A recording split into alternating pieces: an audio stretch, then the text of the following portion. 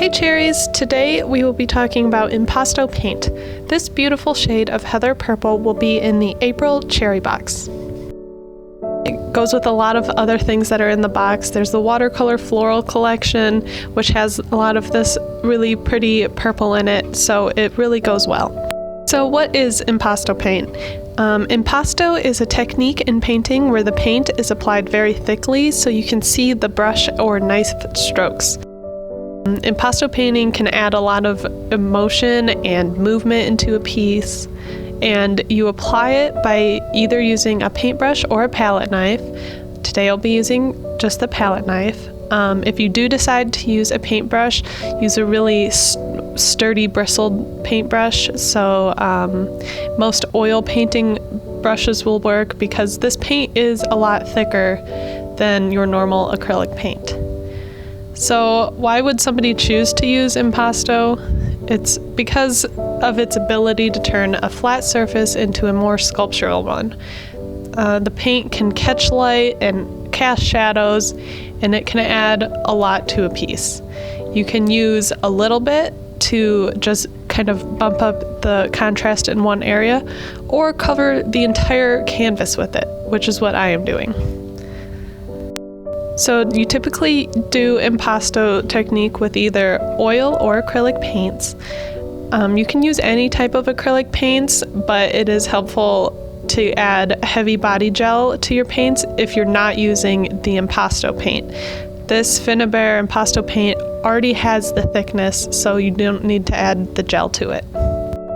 For this painting, I wanted a gradient going from the top corner, having it lighter, into the bottom corner, which will be darker.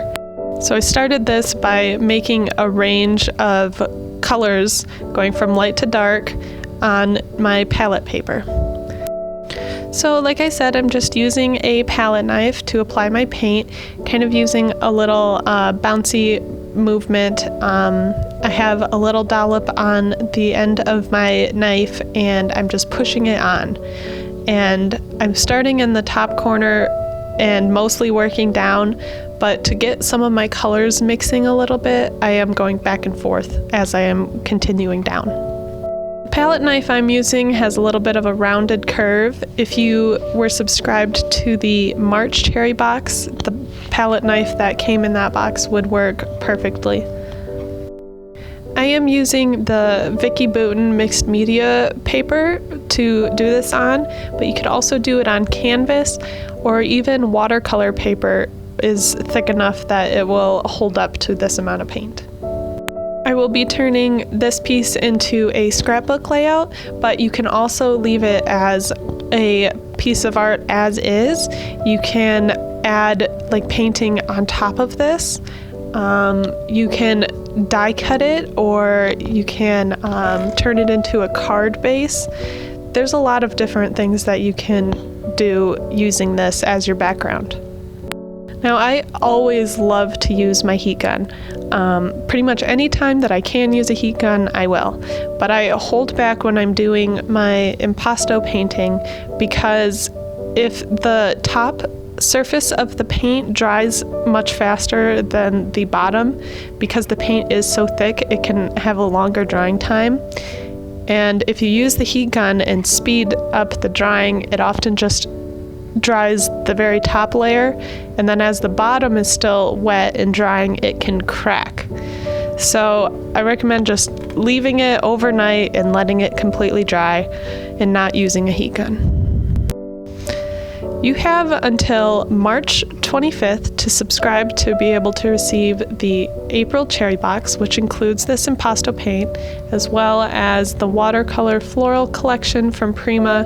It's a really beautiful collection, and there's a bunch of other goodies in the cherry box too. There's a stencil that would also work well with this Impasto paint, and a few other spoilers that you will see very soon. So make sure you subscribe. The link for subscribing to the cherry box is down in the description. So here is the finished piece. You can see all of the texture on it, and that texture will stay when it is dry. So here is my finished layout. I used some purple tone photos to go with the background and the water floral collection. Thank you for watching.